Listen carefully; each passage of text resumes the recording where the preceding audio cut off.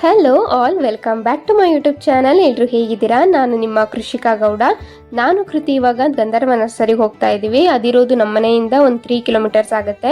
ನಾನು ಇವಾಗ ಹೋಗ್ತಾ ಇರೋದು ರಾಂಪುರ ರೋಡಲ್ಲಿ. ಇದು ಒಂದು ಸ್ವಲ್ಪ ಕನ್ಸ್ಟ್ರಕ್ಷನ್ ಆಗಬೇಕು, ಈಗ ನಿಂತಿದೆ. ಬಿಕಾಸ್ ಕಾಂಗ್ರೆಸ್ ಅವರು ನಾವು ಬಿಲ್ ಮಾಡಿಸಿದೀವಿ ಅಂತ, BJP ಅವರು ನಾವು ಬಿಲ್ ಮಾಡಿಸಿದೀವಿ ಅಂತ ಸದ್ಯಕ್ಕೆ ಸ್ಟಾಪ್ ಮಾಡಿದ್ದಾರೆ. ಹಾಗಾಗಿ ಒಂದು ಸ್ವಲ್ಪ ರೋಡಲ್ಲಿ ಡ್ರೈವಿಂಗ್ ಮಾಡೋದು ಕಷ್ಟನೇ ಇಲ್ಲಿ. ನಾನು ಹೋಗ್ತಾರೆ ಇವಾಗ ಗಂಧರ್ವ ನರ್ಸರಿ. ನಮ್ಮ ಮನೆಯಿಂದ ಅದೇ ಹೇಳಿದ್ನಲ್ಲ 3 ಕಿಲೋಮೀಟರ್ಸ್ ಅಷ್ಟೇ ಇರೋದು. ನಾವು ಆಲ್ಮೋಸ್ಟ್ ಗಿಡ ಈಗ ನರ್ಸರಿಯಲ್ಲೇ ತೊಗೊಂಡೋಗೋದು. ನನಗಿಲ್ಲಿ ಗಿಡಗಳು ತೊಗೊಂಡ್ರೆ ಚೆನ್ನಾಗಿ ಬರುತ್ತೆ ಅನ್ನೋ ನಂಬಿಕೆನೂ ಇದೆ. ಮತ್ತು ನಮ್ಮಮ್ಮ ತುಂಬ ಚೆನ್ನಾಗಿ ಟೇಕ್ ಕೇರ್ ಮಾಡ್ತಾರೆ, ಹಾಗಾಗೂ ಬರುತ್ತೆ ಅದು. ನರ್ಸರಿಯಿಂದ ಬರುತ್ತೆ ಅಂತಲ್ಲ, ಇಲ್ಲಿ ಬೌನ್ಸಾಯಿ ಗಿಡಗಳು ತುಂಬ ಚೆನ್ನಾಗಿರುತ್ತೆ. ಸೊ ಹಾಗಾಗಿ ನಾನು ಫಸ್ಟ್ ಕಣ್ಣು ಹೋಗೋದೆ ನಂದು ಬೌನ್ಸಾಯಿ ಗಿಡದ ಹತ್ರ. ನಾನು ಇಲ್ಲೂ ಬಂದ ತಕ್ಷಣ ಬೌನ್ಸಾಯಿ ಗಿಡನೇ ನೋಡ್ತಾ ಇದ್ದೆ. ನನಗೆ ಬೌನ್ಸಾಯಿ ಗಿಡ ಅಂದರೆ ಇಷ್ಟ, ಬಟ್ ತೊಗೊಳಕ್ಕೆ ಅದು ಯಾಕೋ ಟೈಮೇ ಕೂಡ ಬರ್ತಾ ಇಲ್ಲ. ಯಾವಾಗ ತೊಗೊಳ್ಳೋಣ ಅಂದರೆ ಅದಕ್ಕೆ ಕಾಲನೇ ಆಗ್ತಾ ಇಲ್ಲ ಅನ್ನೋಂಗೆ ಆಗ್ತಾ ಇದೆ. ಸೊ ಅದೇ ನಾನು ಇವಾಗ ತೊಗೊಳ್ಳೋಣ ಅಂತ ನೋಡ್ತಾ ಇದ್ದೆ, ಬಟ್ ಅದೇ ಗಾಡಿ ಸ್ಕೂಟಿಲಿ ಬಂದಿದ್ರಿಂದ ತೊಗೊಂಡೋಗೋಕೆ ಕಷ್ಟ ಆಗುತ್ತೆ ಅಂತ ಹೇಳಿ ನೋಡ್ಬಿಟ್ಟು ಹಾಗೆ ಬಂದೆ. ಇನ್ನೊಂದ್ಸತಿ ನೆಕ್ಸ್ಟ್ ಟೈಮ್ ಬಂದಾಗ ತೊಗೊಂಡು ಹೋಗ್ಲೇಬೇಕು. ನನಗೆ ಬೌನ್ಸಾಯಿ ಗಿಡಗಳು ಒಂಥರ ಇಷ್ಟ ಆಗುತ್ತೆ, ಚಿಕ್ಕದಾಗಿರುತ್ತೆ, ಒಂಥರ ಚಿಕ್ಕ ಮರ ನೋಡಿದಾಗೆ ಚಂದನೇ ಅದು. ಇಲ್ಲಿ ಹಾರ್ಟು ವೆಲ್ಕಮ್ ಅಲ್ಲಿ ಬರೆದಿದ್ರು, ಆ ಕಡೆ ಈ ಕಡೆ ಆನೆ, ಮಧ್ಯದಲ್ಲಿ ಹಾರ್ಟು ವೆಲ್ಕಮ್ ಅಂತ ಬರೆದಿದ್ರು. ಚೆನ್ನಾಗಿತ್ತು. ಎಷ್ಟು ಅಂತ ಕೇಳಿದ್ರೆ 35,000 ಹೇಳಿದ್ರು. 35,000 ಜಾಸ್ತಿ ಆಯಿತು ಅಂತ ಅನ್ನಿಸ್ತು ನನಗೆ. ಇದನ್ನ ಮಾಡ್ಬೋದು, ಬಟ್ ಅದು ಹೆಂಗೆ ಮಾಡೋದು ಅಂತ ನೋಡಿಕೊಂಡು ನಾನೇ ಮಾಡೋಣ ಅಂತ ಅಂದ್ಕೊಂಡೆ. ನಮ್ಮ ಮನೇಲೇ ಪಾರ್ಕ್ ಜಾಸ್ತಿ ಆಗಿದೆ, ಇದನ್ನ ತೊಗೊಂಡೋಗಿ ಎಲ್ಲಿಡೋದು ಅಂತಲೂ ಅನ್ನಿಸ್ತು. ನಾವೇ ಇಲ್ಲಿ ವೆಲ್ಕಮ್ಮು ಹಾರ್ಟು ಎಲ್ಲ ಬರೆದಿದ್ದೀವಿ ಕಟಿಂಗ್ಸಲ್ಲೇ. ಮತ್ತು ಅಲ್ಲೇ ಲಿಚ್ಚಿ ಗಿಡ ಇತ್ತು, ಲಿಚ್ಚಿ ಗಿಡ ನೋಡೋಣ ಅಂತ ಹೋದೆ. ಮತ್ತು ಅಲ್ಲಿ ಆ ಕಡೆ ಆ್ಯಪಲ್ ಸೀಡ್ಸ್ ಇತ್ತು. ಇವರು ಲಾಸ್ಟ್ ಟೈಮ್ ಬಂದಾಗ ಹೇಳಿದರು ನಿಮಗೆ ನೆಕ್ಸ್ಟ್ ವೀಕಲ್ಲಿ ತರಿಸ್ಕೊಡ್ತೀನಿ ಅಂತ ಹೇಳಿ, ಬಟ್ ಇವಾಗ ಬಂದಿಲ್ಲ ಅಂತ ಹೇಳಿದ್ರು ಗಿಡ. ಹಾಗಾಗಿ ಬೇರೆ ಗಿಡ ನೋಡ್ತಾ ಇದ್ದೆ.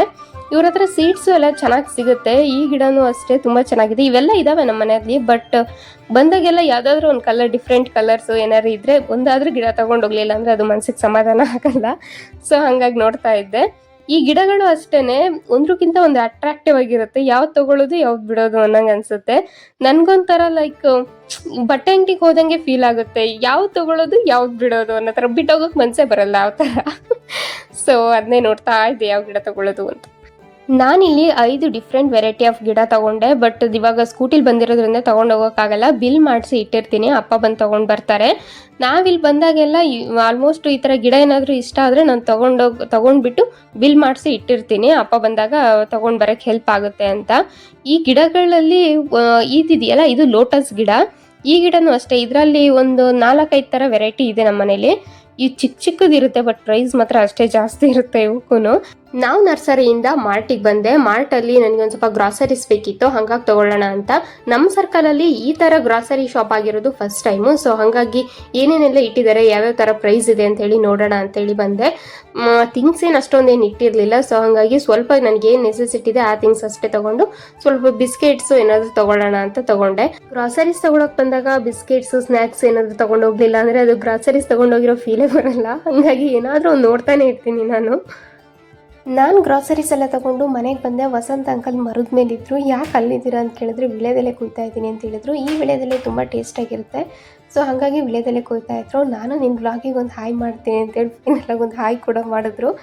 ಆ್ಯಂಡ್ ಈ ವಿಳೆದೆಲೆನ ಹೆಂಗಿಡೋದು ಅನ್ನೋ ಟಿಪ್ಸ್ ಕೂಡ ಕೊಡ್ತಾಯಿದ್ರು. ವಿಳೆದೆಲೆನ ಬಾಳೆಕಂದಿಗೆ ಇಡೋದ್ರಿಂದ ವಿಳೆದೆಲೆ 1 ವೀಕ್ ತನಕ ಏನೂ ಆಗಲ್ಲ, ತುಂಬ ಚೆನ್ನಾಗಿರುತ್ತೆ. ನೋಡಿ, ಹಿಂದಿನ ಕಾಲದಲ್ಲೆಲ್ಲ ಫ್ರಿಜ್ ಇಲ್ಲ, ಏನಿಲ್ಲ, ಎಷ್ಟು ನೀಟಾಗಿ ಇಡ್ತಾಯಿದ್ರು.